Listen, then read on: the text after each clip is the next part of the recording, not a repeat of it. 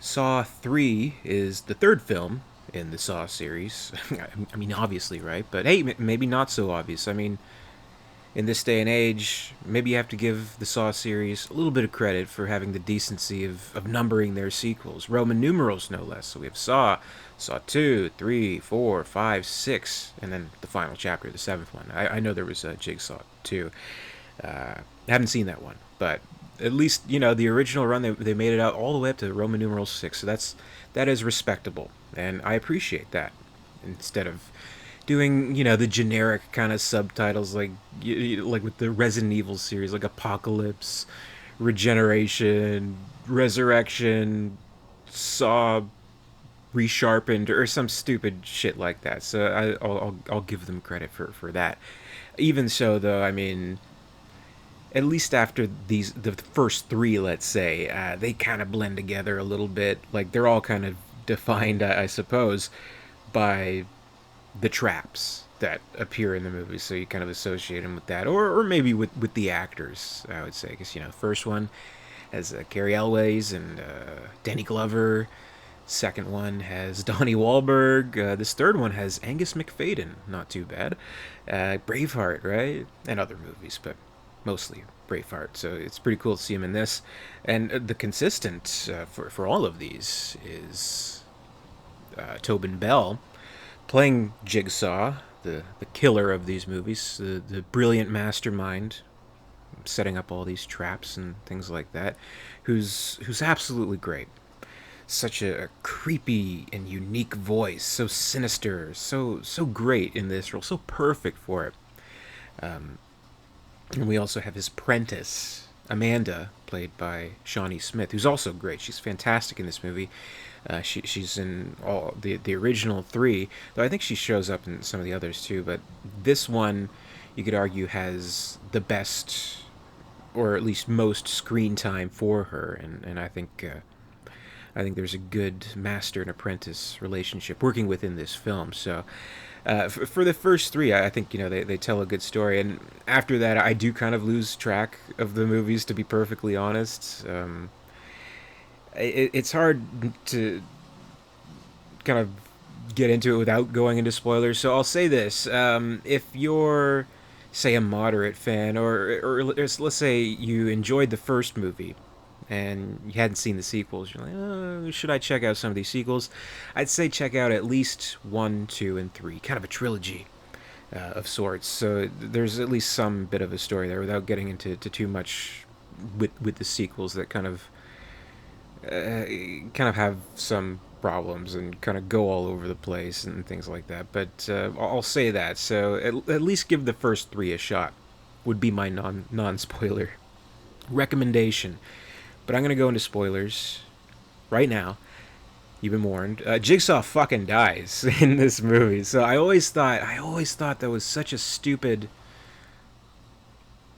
idea. I always thought that was such a fumble in this series. There's eight fucking movies in this series, and they kill off the villain in the third film, and then it's kind of all about while while moving forward with other apprentices and other followers of the Jigsaw way. They kind of like backtrack and like try to fit it all together as this big master plan and stuff like that. But it all gets kind of ridiculous, though. I mean, yeah, there's some things about the movies that followed that I did enjoy. I have to admit, but definitely I'd say the first three are the most tolerable of the original ones. And this one's not too bad. Kind of an interesting plot. Again, the focus of this, I would say, is the master and apprentice kind of thing, where we have the Angus McFadden character, and we also have his wife in the mix in this as part of this evil plan. Their marriage is kind of on the rocks. Their son was killed by a drunk driver, and he was given a light sentence by the judge. And so it's about Jigsaw bringing all these players, these witnesses, these lawyers, the judge, the killer of Angus McFadden's son himself, into this death trap, and giving him kind of the choices of what to do and how to follow through with the game and things like that. and the whole time he's like saying this is very important. This is a very important thing, and Amanda Shawnee Smith is at his side the whole time saying, "Yes, yes, Daddy Jigsaw, I love you. Let me kill this bitch here, who's she's a doctor, and he needs her to kind of keep him alive because, of course, as we learned in the previous film, he's dying of brain cancer, and it's basically inoperable and things like that. But what we learn is that the importance of this game, of this test, doesn't doesn't really lie within the Angus McFadden character, but rather in Shawnee Smith's character, where it was all a test of her and her willingness to kind of abide by the rules and general philosophy that Jigsaw has set up with his games, and it's all about her test and her kind of temperance and fairness with these games, and he's kind of over the last between the scenes of the movies, he's been observing her and kind of realizing that her games are a little bit unfair, or a lot bit unfair, unwinnable, basically. And this is her final test to see if she's truly worthy to take on the mantle. And spoiler alert, she's not. He dies, she dies, everybody dies. That's the name of the game. That's the Saw movie, and in between there's the usual Saw kind of stuff that you can expect, the traps and stuff. I mean, there's some good stuff here. You got with the chains connected to the bomb, and that was one of the unwinnable games that Amanda had set up, and everything with Angus McFadden, and the dead pigs into the pit with the lawyer, and the witness with the like being frozen to death, and all that kind of stuff, and finally coming upon the man who killed his kid in this like kind of like twisted up machine that like twists his entire body and stuff like that. So, I mean, like the usual kind of stuff. I mean, certainly by the this third movie, by this entry, it's already kind of running a little dry, and like you're kind of thinking, oh, what other crazy twisted stuff can they come up with? And they do a fair enough job. And again, to some of the sequels credits, they do definitely come up with some sick and twisted stuff, and that's kind of the name of the game. Obviously they kind of pegged these movies as they came along as torture porn, which, I mean, I guess fair enough. There's people being tortured and bloody displays and stuff like that, but kind of the sentiment behind it is that, oh well, they can get out of it if they abide by the rules and things like that, and if Amanda herself does throughout the course of this film.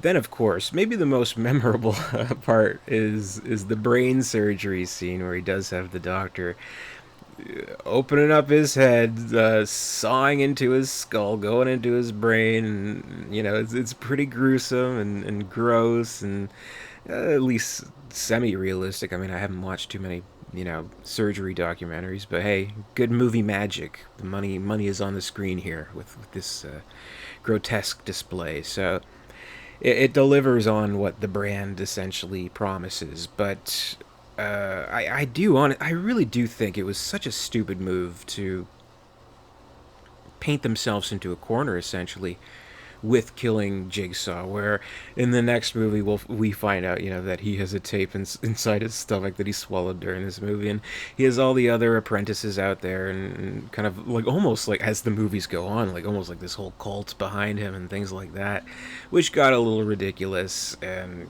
got kind of too contrived, and like you kind of think, well, was this the big plan all along, or were they just kind of fucking around and seeing what they could do after maybe they thought that things might have ended after this one? Though I remember, I'm pretty sure when this movie came out, I think it had already been announced that they had plans for at least two more. So why they chose to go in that kind of direction, why they chose to limit this great villain, like really the Jigsaw villain, to his credit, in at least the modern, at the time, climate of horror movies, stood above, almost unmatched with any other horror movies at the time, and as a whole, for sure has has place among mention of all the other greats. Freddy, Jason, Michael Myers, Pinhead, Chucky, fucking Leprechaun, all that. So I mean, Jigsaw as a horror villain, as a horror character, a horror icon, I think has his place. And to, I don't know, squander him so much and like backtrack with all these sequels and like focus on these, in the fourth, fifth, and sixth, maybe seventh, in the sequels to fall, focus on these like cops who gives a shit about these fucking cops. We want to see Jigsaw. Then of course, the last movie was named Jigsaw, but I hadn't seen it, though I had read spoilers about it and kind of got the gist of it, and it makes enough sense that it has the same kind of backtracking to it. So I don't know. I would say as a trilogy, I think 1, 2, and 3, that's good. That's a trilogy. Watch those if you're just a moderate fan, though. I mean, if you see the first three, you like what you see. Definitely 4, 5, 6, and Final Chapter.